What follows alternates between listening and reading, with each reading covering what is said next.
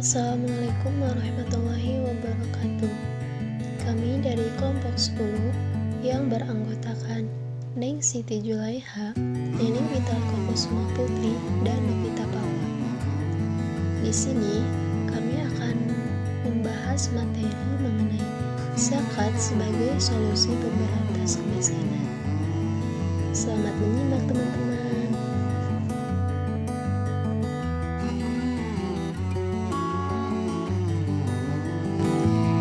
Yang pertama yaitu mengenai pengertian zakat.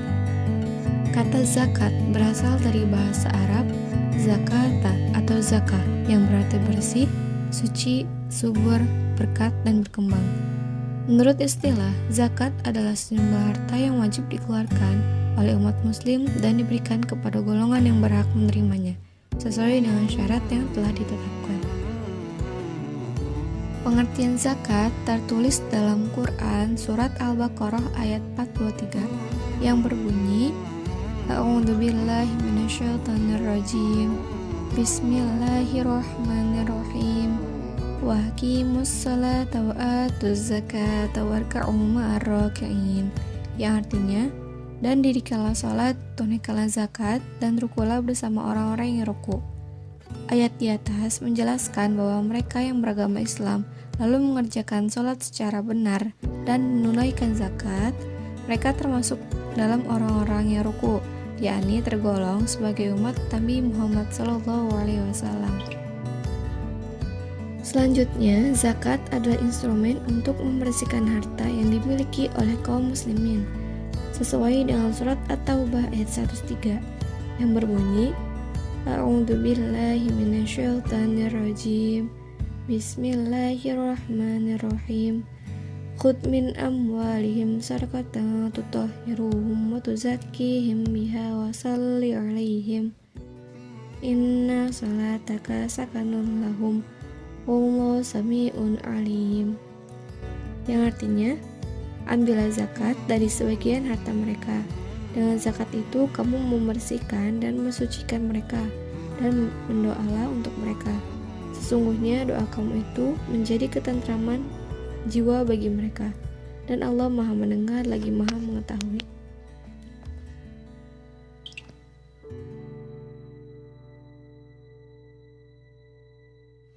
Ketentuan zakat. 1. Harta yang wajib dizakati. A. Hendaklah berlebih dari kebutuhan-kebutuhan penting atau vital seseorang, seperti makan, pakaian, tempat kediaman, kendaraan, dan sarana untuk mencari nafkah. B.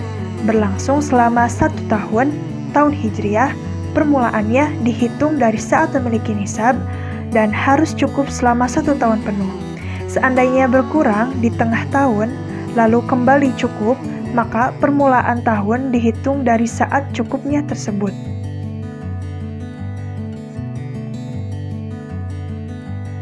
2. Ancaman bagi yang tidak mengeluarkan zakat. Zakat merupakan salah satu kewajiban umat Islam.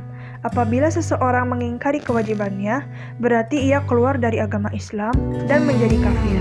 Adapun bagi orang yang tidak mengingkarinya, tetapi tidak mau menunaikannya, Allah Subhanahu wa Ta'ala berfirman, A'udzubillahi minasyaitonirrajim.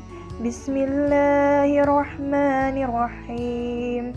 Ya ayyuhallazina amanu inna katsiran minal ahbari waruhbani laya'kuluna amwalan nasi bil batili wa yasudduna an sabilillah wallazina yaknizuna az-zahaba wal fiddata wa la yunfiqunaha fi sabilillah fabashshirhum bi'azabin alim Yawma yuhma 'alaiha fi nari jahannam fatukwa biha jibahum wa junubuhum wa zuhuruhum Haza ma kanaztum li anfusikum fazuqu ma kuntum taknizun. Artinya, wahai orang-orang yang beriman, sesungguhnya banyak orang-orang alim dan rohim-rohim mereka benar-benar memakan harta orang dengan jalan yang batil. Dan mereka menghalang-halangi manusia dari jalan Allah dan orang-orang yang menyimpan emas dan perak dan tidak menginfakkannya di jalan Allah. Maka berikanlah kabar gembira di jalan mereka, bahwa mereka akan mendapat azab yang pedih. Ingatlah pada hari ketika emas dan perak dipanaskan dalam neraka jahanam, lalu dengan itu disetrika dahi, lambung, dan punggung mereka, seraya dikatakan kepada mereka, inilah harta benda yang kau simpan untuk dirimu sendiri, maka masakanlah akibat dari apa yang kamu simpan itu. Quran Surat At-Taubah ayat 34-35. Selanjutnya yang ketiga yaitu nisab dan haul syarat mengeluarkan zakat mal. Nisab adalah batas minimal harta yang dimiliki seseorang sehingga menjadikannya wajib zakat. Nisab dihitung dari harta yang melebihi kebutuhan pokok seperti sandang, pangan, papan, yaitu pakaian, makanan, dan perumahan, dan kendaraan serta peralatan untuk keperluan pekerjaannya. Adapun haul adalah cukup waktu 1 tahun bagi pemilikan harta kekayaan sebagai batas kewajiban membayar zakat. Selanjutnya yang keempat, orang yang mati dan mempunyai kewajiban zakat. Barang siapa meninggal dunia dan masih mempunyai kewajiban berzakat, maka zakat tersebut wajib dikeluarkan dari hartanya. Pembayaran zakat tersebut harus didahulukan dibandingkan dengan membayar utang, memenuhi wasiat, dan pembagian pusaka atau harta waris.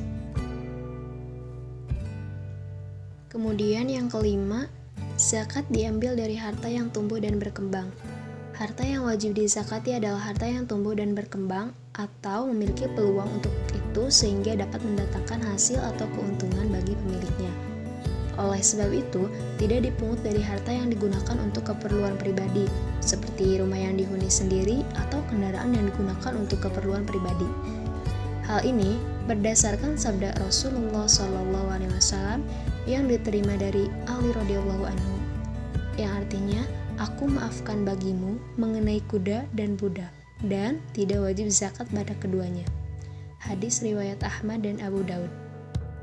Selanjutnya itu mendoakan orang yang berzakat. Disunahkan mendoakan orang yang berakad sewaktu menerima zakat darinya. Hal ini berdasarkan firman Allah SWT yang berbunyi, A'udzubillahi minasyaitonirrajim.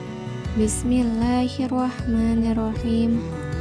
Khudh min amwalihim sadaqatan tutahhiruhum wa tuzakkihim biha wa shalli 'alaihim. Inna salataka sakanul lahum wallahu sami'un alim. Yang artinya, ambillah zakat dari sebagian harta mereka. Dengan zakat itu kamu membersihkan dan mensucikan mereka, dan berdoalah untuk mereka. Sesungguhnya doa kamu itu menjadi ketentraman jiwa bagi mereka, dan Allah Maha mendengar lagi Maha mengetahui. Quran Surat At-Taubah ayat 103. Kepemilikan yang sempurna.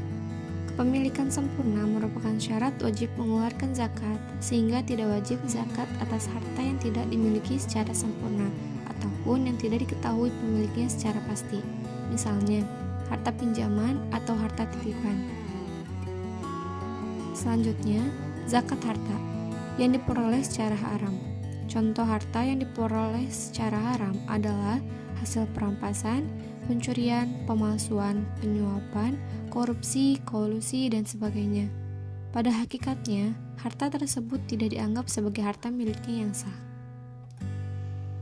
Baik, selanjutnya yaitu pengertian kemiskinan. Kemiskinan adalah keadaan saat ketidakmampuan untuk memenuhi kebutuhan dasar seperti makanan, pakaian, tempat berlindung, pendidikan, dan kesehatan. Kemiskinan dapat disebabkan oleh kelangkaan alat pemenuh kebutuhan dasar ataupun sulitnya akses terhadap pendidikan dan pekerjaan. Kemiskinan juga merupakan masalah global. Selanjutnya yaitu zakat dan kemiskinan. Mahatma Gandhi mengatakan bahwa kemiskinan adalah bentuk terburuk dari kekerasan. sehingga masalah kemiskinan adalah sebuah masalah yang menjadi tanggung jawab bersama.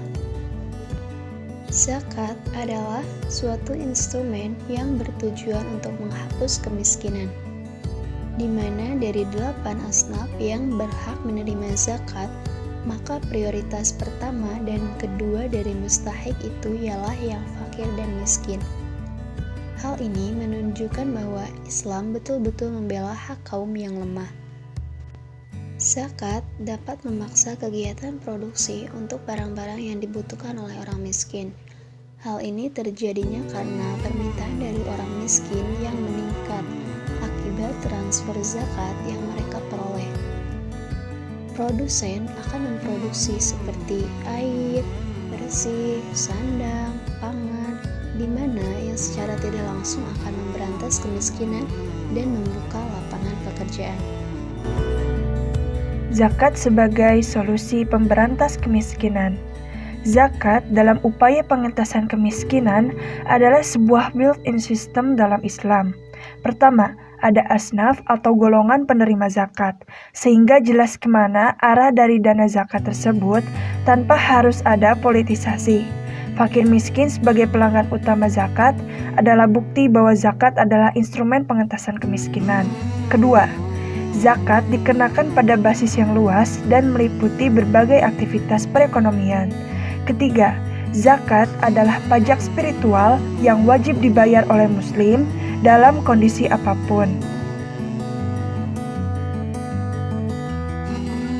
Pengentasan kemiskinan dalam Islam dikenal melalui 2 cara. Pertama, anjuran Islam untuk mengeksplorasi kekayaan alam sebagai bentuk terbaik ibadah manusia di muka bumi ini.